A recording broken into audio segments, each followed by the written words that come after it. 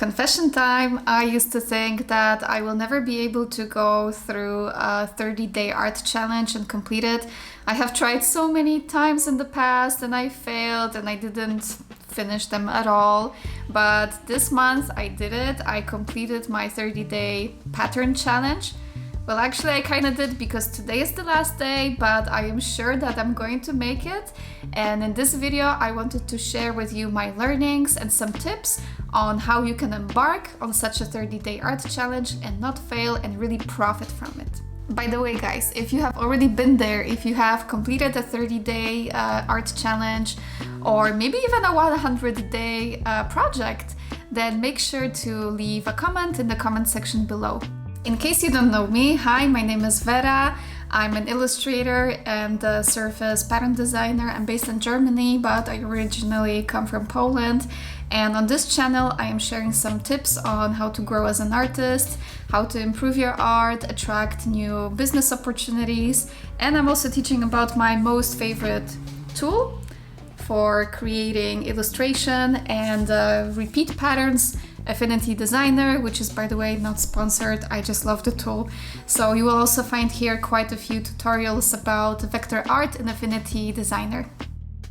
So last month I wrote an article on my Substack. I call it a blog letter because it's like a very classic blog meeting newsletter. And I wrote there an article titled The Benefits of a 30-Day Art Challenge. And in this article, I already gave a few tips on how to kind of start off and begin such a 30-day project so that you are set for success. If you commit for a number of days, it could be 30, it could be even 7. If you commit for those days to really create something for your website portfolio, then I guarantee you will come up with at least a few gems that you will be really proud to showcase on your website or on your social media. And this in turn can really create new business opportunities for you, or it will at least make you grow as an artist.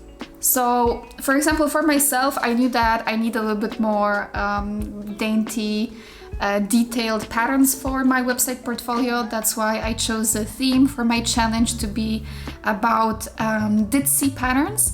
I actually created a whole course about it, drawing vector ditzy patterns in Affinity Designer. I released it, I think, this last month, and it's been very popular so far. Ditzy patterns are basically those very small scale motifs that you put together to create a seamless repeat. And they were really the best theme for me to tackle because they were the easiest and I really needed them for my portfolio.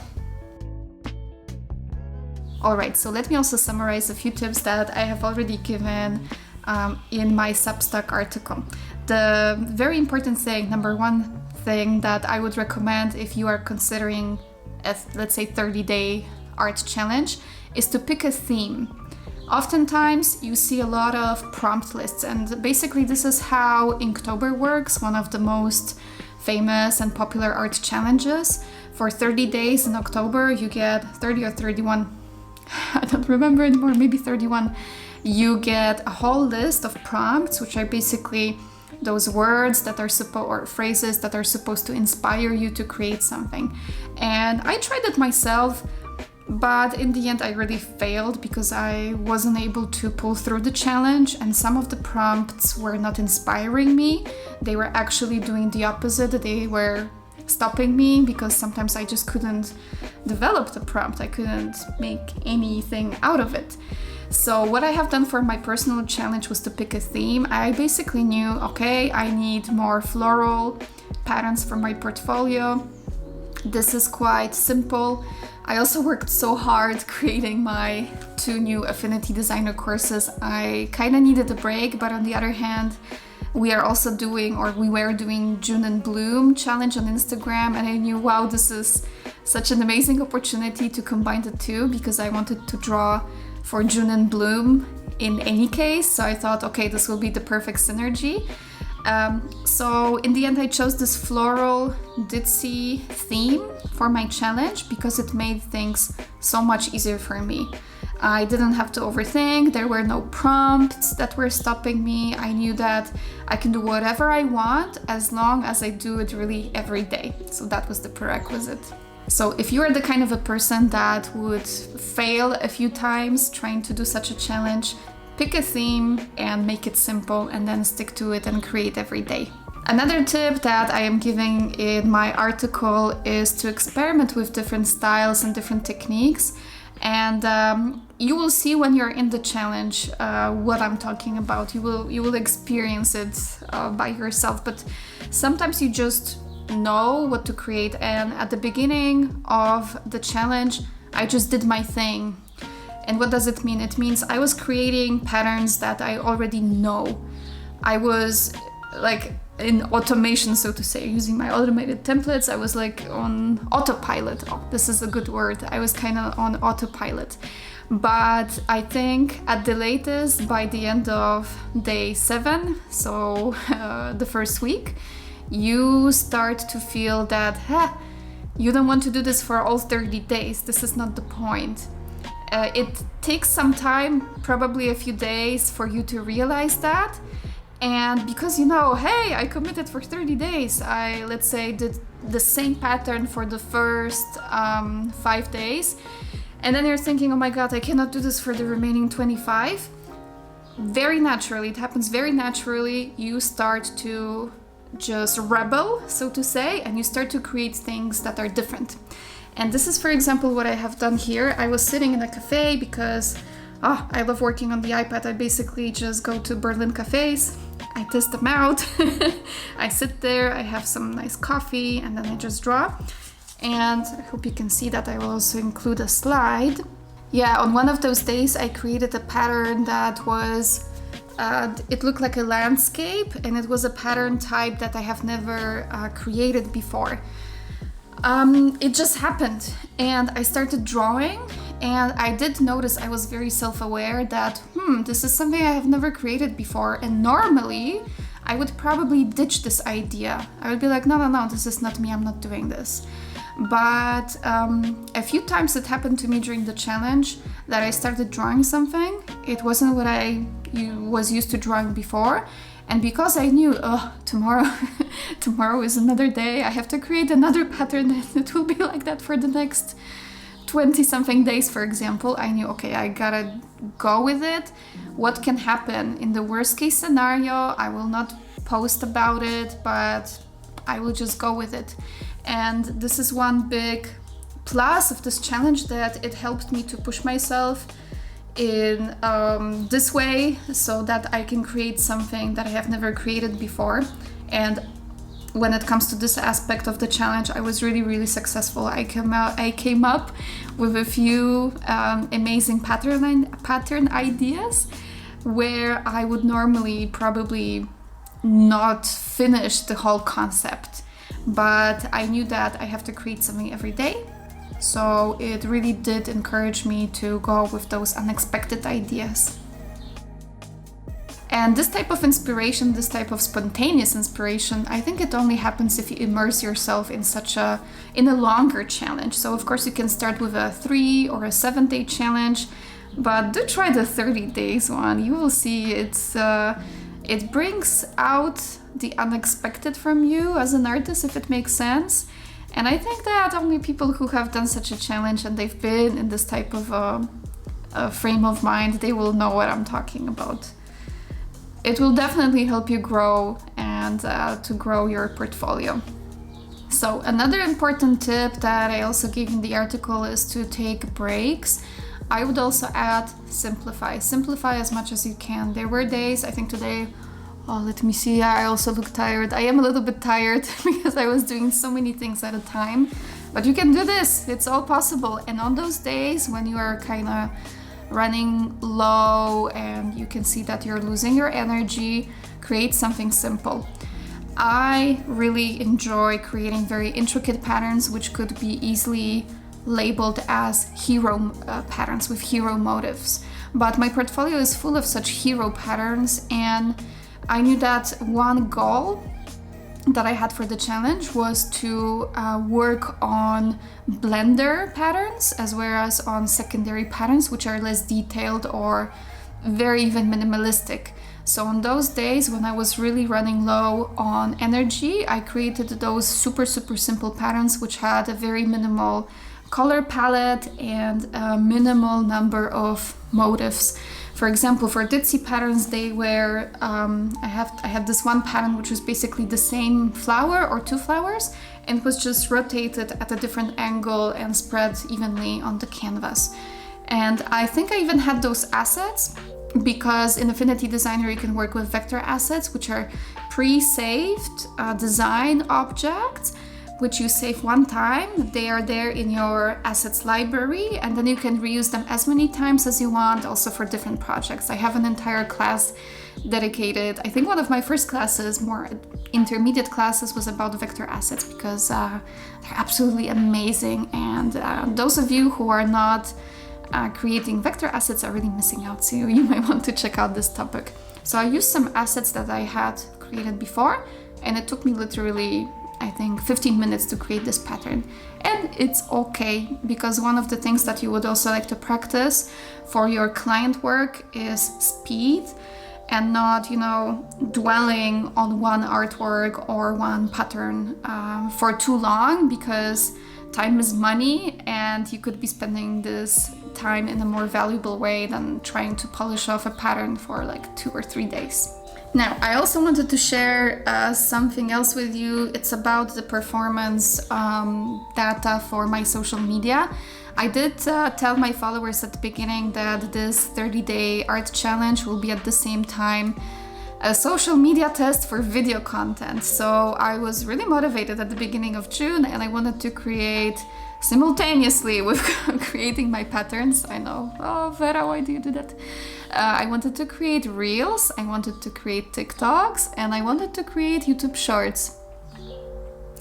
The results are, I think I already chatted with some of you on my Instagram. I failed completely, and even though I did fail, I do have some insights and I wanted to share them with you. I will start with the most positive one, and I will finish with the most, let's say, disappointing or embarrassing one even. The most positive outcome that I had was from YouTube Shorts, and this is why on the last day of my challenge I am creating this YouTube video, because my intuition does not fail me. I do want to spend more time investing into my YouTube channel. Basically the interaction with people is so much better. You can show your face, you can talk more freely about your, teaching people and also sharing your views. And for YouTube Shorts, I think I had the best results. It did give me much more exposure. I only lasted for 1 week, so I stopped producing too many, a daily Reels and TikToks and Shorts after 7 days. It's just so tiring. I really do not recommend to do that. Just pick one and stick with one. It's really exhausting. So at least for those 7 days on YouTube Shorts, it was very positive for my reach.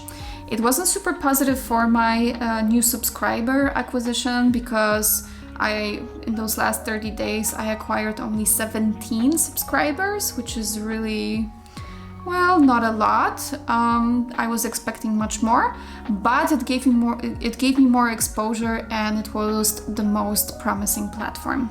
Then the second platform that I was testing out was TikTok, but in the end I deleted the app again from my phone. I was like, no, I can't do this. This is such a waste of time, or my strategy is just not in place. And the one thing that I learned from this challenge was that those different platforms, they should be served a different type of content. And I thought that if I'm going to repurpose the same video for all those 3 platforms, then I will be successful, but I was really, really wrong. So TikTok should be my most disappointing platform, but it's somehow in the middle, because I treat TikTok right now quite neutrally, because I believe that my results were not the best because I didn't think it through. I really believe that TikTok works best for a different type of content, which is more based on hooks. It's more about showing yourself, speaking to the video and answering the most common questions that people might have. It's basically like this big information and answering machine. And the videos that I was creating, especially for Instagram, were more vlog style. And I don't think it's the content that has the biggest potential to go viral on TikTok. And I think you can really gain traction on TikTok only if at least one of your videos goes viral. So right now I'm putting TikTok aside. I will not be investing my time into it. I might come back to it one day, but I really then have to think of my strategy better regarding the type of content that I would like to put in there.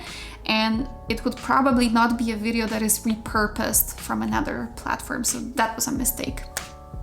Now, the most embarrassing platform. I think that some of you will not be surprised that I was again really disappointed with Instagram. I think this actually deserves a dedicated insights video here on YouTube if you are interested in hearing my thoughts, also from the perspective of a performance marketing manager, because I'm also an online marketing consultant. Let me know in the comments. I might actually create a whole video about it. I wasn't expecting a lot from Instagram Reels, but I was still hoping that it will be better.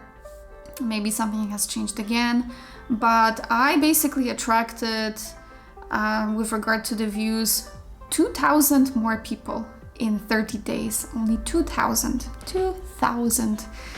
Another 2,000 were my own followers. And that's pretty much it. So I'm talking about the engagement metrics. I'm not looking at the so-called vanity metrics, which are impressions or even likes. I'm looking at the engagement metrics. So I know that my Instagram account is not the smallest. I think currently I have 37,000 followers, which some of you might think, wow, like this is amazing, especially those small accounts. And it's so sad to say that for small accounts, it's actually, well, it's even harder to grow on Instagram.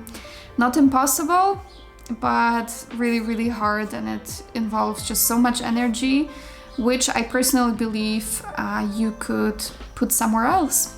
And this sentence leads me to my conclusion. I already knew, based on the learnings along this 30-day challenge, that I want to focus first and foremost on my portfolio. So I didn't produce so much social media content as I planned. I completely put on hold the whole video content idea. And I decided now and also after the challenge, I will focus mainly on my own platforms. And this is what you will hear in probably any of my also future videos about marketing tips and growing as an artist from this business perspective, is that your own platforms, not the social media platforms, are the best places to put your energy into. So for me personally, this means number one, my own website. I also wrote, that's why one of the first articles that I wrote for my Substack is about the importance of having your personal website. That means on your website, it's good to have a blog section and to write knowledge articles over there. Ideally also create pins and pin them on Pinterest. So that would be the number one for me. Number two would be investing in my Substack. The learnings that I gathered from this experience, I will try to put them in a nice written form as a knowledge post, and I will publish it on my Substack. People can also subscribe to this blog letter, and they can get my content basically to their mailbox. So those are the people that are your community, and they do want to hear from you if they subscribe to you. And last but not least, I will be investing more time into my YouTube channel. That's why I'm creating this video, and I have so much more planned. So make sure that you subscribe to this channel. I will be much more active here. I know that YouTube is still kind of like a social media platform, but the content here does not get lost as much as it does get lost, for example, on Instagram. So I think it's still much better to make one good YouTube video than 100 Instagram posts. And I would definitely like to explore more the opportunities that being on YouTube Shorts can give me, because I got some first positive results from my 30-day art challenge. Okay guys, so today is day 30. I still haven't finished my last pattern, but I think I can already say that yay, I made it. So I completed my very first 30-day art challenge. I think I will repeat it, but I will not do 2 challenges in a year. I think I will do it again next year in the summertime, because the summertime is also the time when things slow down, and I'm not that busy creating courses, and this will be a really good time to deal with it as a personal project again next year. I started off as a Procreate artist. I created a lot of illustrations in Procreate for years, but I decided to abandon it and to switch my entire design process into Affinity Designer, which is, by the way, not sponsored. I just love the tool so much. So if you're interested to find out more, check out my video where I'm explaining why I switched from Procreate to Affinity Designer. Okay guys, let's finish this last pattern. Thank you for watching and see you in the next video. Mwah!